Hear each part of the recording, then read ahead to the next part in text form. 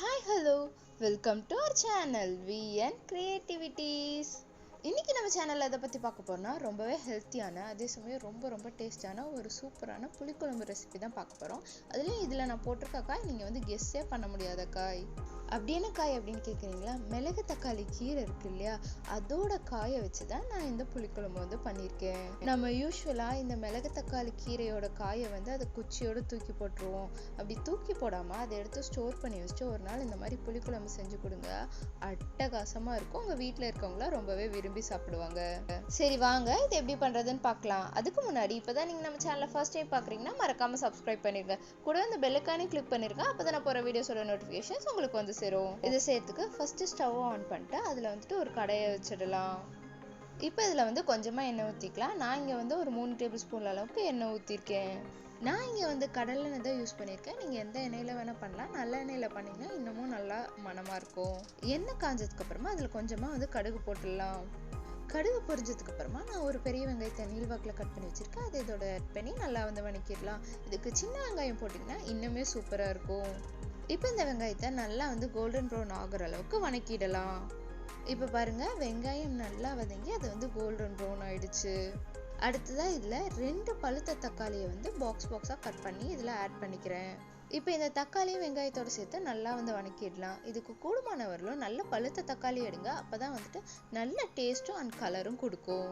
அடுத்ததாக இந்த தக்காளி வணங்குறதுக்காக ஒரு 1/4 டீஸ்பூன் அளவுக்கு உப்பு அண்ட் 1/4 டீஸ்பூன் அளவுக்கு மஞ்சத்தூள் ஆட் பண்ணிடலாம். இப்போ இந்த தக்காளியை நல்லா மேஷ் ஆகிற அளவுக்கு வணக்கிடலாம். இது நல்லா மேஷ் ஆகி வணங்கி வந்ததா இதுக்கு நல்லா வந்து டேஸ்ட் கொடுக்கும். இந்த தக்காளி நல்லா மேஷ் ஆகி வணங்கி வந்து சைடில் எண்ணெய் பிரிஞ்சு வரணும், அந்த அளவுக்கு இதை நம்ம நல்லா வணக்கிடணும். அப்போ தான் இது வந்து நல்லா டேஸ்ட் கொடுக்கும். இப்போ பாருங்கள், தக்காளி ஓரளவுக்கு வதங்கிச்சு. இந்த ஸ்டேஜில் ஒரு 1/2 டீஸ்பூன் அளவுக்கு மிளகாய்த்தூள் சேர்த்து இதையும் நல்லா வணக்கிடலாம்.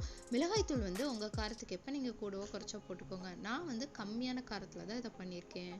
இந்த ஸ்டேஜில் அடுப்பை வந்து லோ ஃப்ளேமில் வச்சுருங்க, அப்போ தான் வந்துட்டு அடி பிடிக்காமல் இருக்கும். முடிஞ்சால் சிம்மில் கூட வச்சுடுங்க. இப்போ பாருங்கள், தக்காளி நல்லா வதங்கி சைடில் எண்ணெய் பிரிஞ்சு வந்துருச்சு. இந்த ஸ்டேஜில் நான் மிளகு தக்காளி கீரையோட காய் வந்து ஒரு கப் அளவுக்கு வந்து பறித்து வச்சு க்ளீன் பண்ணி வச்சுருந்தேன். அதை இதோட சேர்த்து நல்லா வந்து வணக்கிடுறேன். நான் எப்போ மிளகு தக்காளி கீரை வாங்கினாலுமே அதுலேருந்து காய் இந்த மாதிரி எடுத்து வச்சு இதில் இந்த மாதிரி குழம்பு வச்சுருவேன். ரொம்பவே டேஸ்ட்டாக இருக்குங்க இந்த புளிக்குழம்பு. சிலர் இந்த காயை வத்தலாக்கி வத்த குழம்பு கூட பண்ணுறாங்க. இது ஒரு 2 நிமிஷம் நல்லா வதக்கினதுக்கு அப்புறமா நான் ஒரு லெமன் சைஸ் புளியை நல்லா தண்ணியில் கரைச்சி இதில் ஆட் பண்ணிக்கிறேன். இப்போ இதை வந்துட்டு நல்லா மிக்ஸ் பண்ணி விட்டுட்டு இதை நல்லா வந்து இந்த புளி தண்ணி வந்து கொதிக்க விட்டுடலாம். அடுத்ததாக இதில் வந்து 1 டீஸ்பூன் அளவுக்கு மல்லித்தூள் வந்து ஆட் பண்ணிடலாம். நான் வந்து வீட்டில் அரைச்ச மல்லித்தூள் தான் யூஸ் பண்ணுறேன். நீங்கள் உங்ககிட்ட என்ன இருக்கோ அதை ஆட் பண்ணிக்கோங்க. அடுத்ததான் இதுக்கு தேவையான அளவு உப்பு சேர்த்துறேன். நான் இங்கே ஒரு 1/2 டீஸ்பூன் அளவுக்கு உப்பு சேர்த்துறேன். நீங்கள் உங்கள் சுவைக்கேற்ப கூடவோ குறைச்சா ஆட் பண்ணிக்கோங்க. இப்போ இதை நல்லா மிக்ஸ் பண்ணி விட்டு கொதிக்க விட்டுடலாம். இது கொதிச்சிட்டு இருக்க கேப்பில் நான் ஒரு 1/4 மூடி தேங்காவை மிக்ஸி ஜாரில் ஆட் பண்ணி அதை நல்லா வந்து அரைச்சி எடுத்துக்கிறேன்.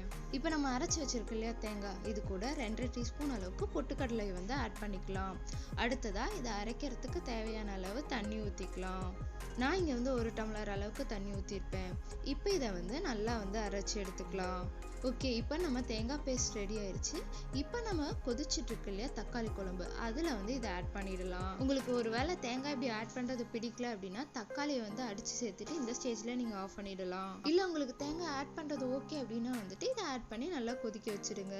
இப்படி நீங்கள் பண்ணுறதுனால குழம்பு வந்து இன்னும் அதிகமாகும். தேங்காய் பேஸ்ட் ஆட் பண்ணிட்டு அது கூடவே தேவையான அளவு தண்ணி ஊற்றி நல்லா வந்து கொதிக்க விட்டுடலாம். உங்களுக்கு எந்த அளவுக்கு கிரேவி வேணுமோ அந்த அளவுக்கு நீங்கள் தண்ணி ஊற்றிக்கோங்க. தண்ணி ஆட் பண்ணதுக்கு அப்புறமா அதை நல்லா மிக்ஸ் பண்ணி விட மறந்துடாதீங்க. அடுத்ததாக இதில் ஒரு கொத்து அளவுக்கு கருவேப்பிலை வந்து ஆட் பண்ணிடலாம். நான் இங்கே வந்து கருவேப்பிலையை மறக்கல. எப்பயுமே கருவேப்பிலை வந்து கடைசியாக குழம்புல வந்து சேர்த்து பாருங்க, அது ஒரு தனி மணத்தை கொடுக்கும். இப்போ இதை வந்துட்டு நல்லா வந்து மிக்ஸ் பண்ணி விட்டு கொதிக்க விட்டுடலாம். இதை வந்து அட்லீஸ்ட் ஒரு 5 to 6 மினிட்ஸாவது நீங்கள் கொதிக்க விடணும், அப்போ தான் வந்துட்டு நல்லாயிருக்கும். இப்போ பாருங்கள், இது நல்லா கொதிச்சு வந்தோன்னே எந்த அளவுக்கு கலர் சேஞ்ச் ஆயிருக்குன்னு பார்க்கவே சூப்பராக இருக்குல்ல. குழம்பு இப்படி கலர் மாறினாவே இது ரெடின்னு அர்த்தம். எனக்கு இந்த அளவுக்கு திக்னஸ் இருந்தால் போதும். ஸோ நான் இதே ஸ்டேஜில் ஆஃப் பண்ணுறேன். உங்களுக்கு வந்துட்டு இன்னும் திக்காக வேணும்னா இன்னும் நல்லா வந்து கொதிக்க வச்சுக்கோங்க. அவ்வளோதாங்க, நம்ம மிளகு தக்காளி காய் புளிக்குழம்பு வந்து சூப்பராக ரெடி ஆயிடுச்சு. இனி இதை வந்து சர்வ் பண்ணிட வேண்டியதான்.